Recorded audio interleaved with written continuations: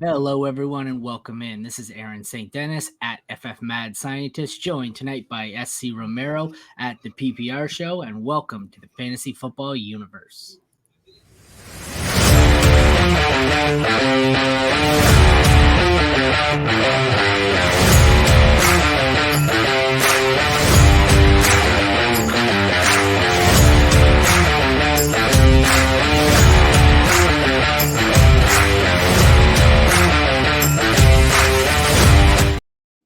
Alrighty, we are here with another 2024 rookie sneak peek. This one is for South Carolina QB Spencer Rattler. This one was written up by SC. If you want to see the full write-up, head over to fantasyfootballuniverse.com. We will get right into it here. It was a 5-star prospect out of Pinnacle High School in Phoenix, Arizona. Throughout his high school career, he threw for over 11,000 yards, creating a ton of hype for him. I remember this guy coming out. Originally committed to Oklahoma in 2017. There was so much hype around him. It was insane. It was like Arch Manning coming out. He only saw action in 3 games as a freshman. This allowed him to redshirt his freshman season. He broke out in his second year of 2020. He threw for 3,031 yards, 28 touchdowns through 11 games. Third season at Oklahoma was not as fruitful, and this is where it all soured. I remember them saying, if he comes out, he's going to be the number 1 pick, and then it fell off a cliff here. He struggled at the beginning of the season. Through the first 6 weeks, he threw 5 interceptions. This led to a coach's decision to bench him in week 6 against Texas. The upside that we saw, that he saw a 7% increase in completion percentage. In need of a fresh start, he would transfer to South Carolina for 2022. As the starting quarterback, he got back to throwing for over 3,000 yards in 13 games. However, this did include 246 yards against Notre Dame in the Gator Bowl. That's a lot. That's a lot of yards. His turnovers were still an issue, which they kind of have been since that first or second year. In 2022, he threw a career high of 12. Year 2 with South Carolina, that allowed him to find a better rhythm. He saw an increase in completion percentage, passing yards, and touchdowns. This was all with receiving a high career high in sacks. Jeez, I'm tongue-tied tonight. 40 times the defense would get to Rattler in 2023. His second year at Oklahoma would remain his best throughout his collegiate career. That's pretty much the way to sum it up. There seemed to be endless potential and hype about him as he came out. Year 2, he was just going crazy, and I think if he could have come out that year, he would have been the number 1 pick, and then it fell off a cliff to where, people didn't know if he was going to be drafted at all. Then at the Senior Bowl, he kind of boosted his stock back up. What stands out to you here?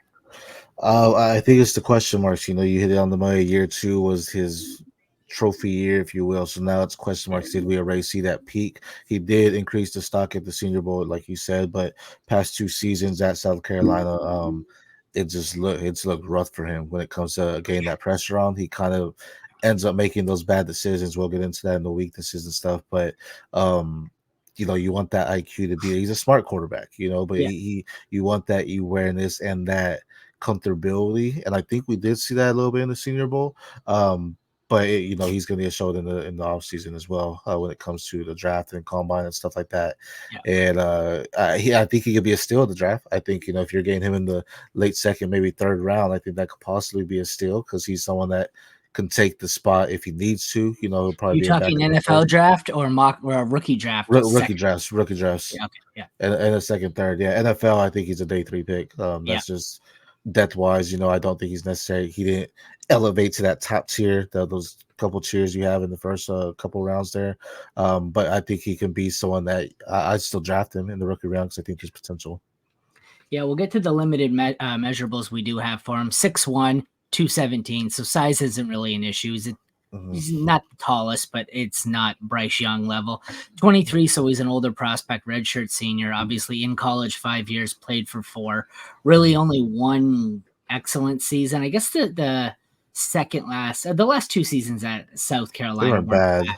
No, it was just too many turnovers is the issue. He had the one really good year, but there's some potential there. It kind of worries me, but we'll get into the scouting report here. His strengths: he's a talented prospect with great arm strength to make all the NFL throws. His pocket awareness allows him to escape the pressure, yet still make throws with precision. He's a playmaker and does have the ability to make the play on the run. Also shows great focus in a protected pocket to go through his reads efficiently. He has some zip behind his passes for short and intermediate throws, has the arm strength to his deep receivers to throw all the way downfield, natural athleticism with light feet and the ability to throw from different angles, and a quick release. What stood out here? What's his best strength? Probably his rapid release there. He does get the ball quickly. So it's just, when that pressure comes in, sometimes he collapses and sometimes he flourishes in it. And he has the ability to take that 1-2 step back and then just get the ball out really with precision and accuracy, but with some zip on it, as it says in there as well. So he can hit those NFL throws, which is great. And I think that's probably his biggest strength there, is the fact that he just throws with precision and very quickly. He sees his read, and if it's open, he's getting it to you. Yeah. All right.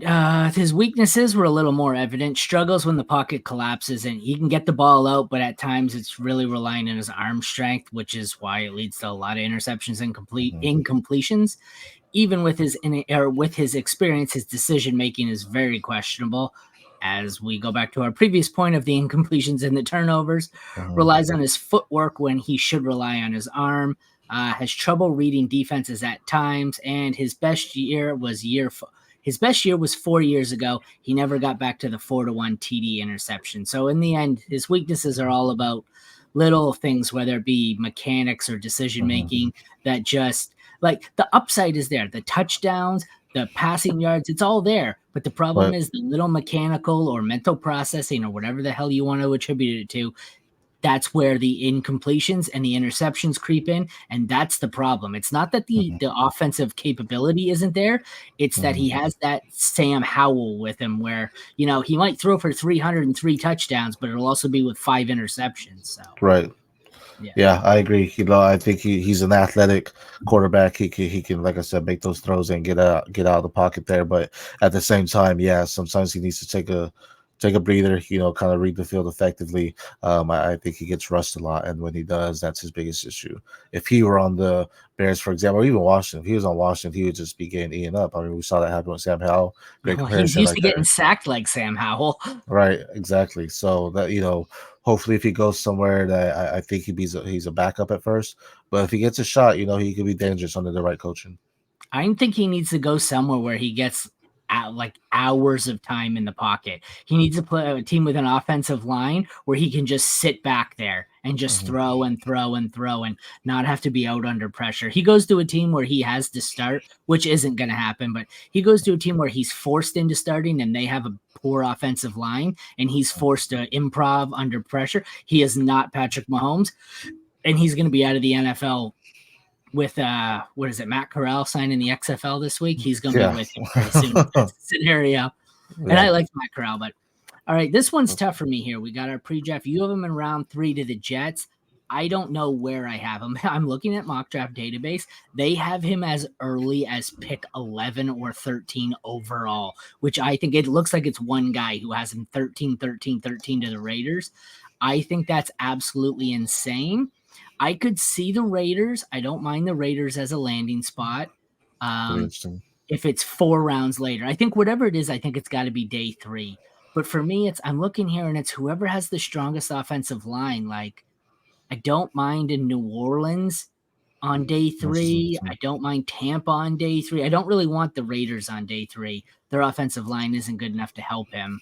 I don't know. Basically, it comes down to, for me, whatever team has a really good offensive line and can afford to have him sit for a year or 2. So what are your thoughts here?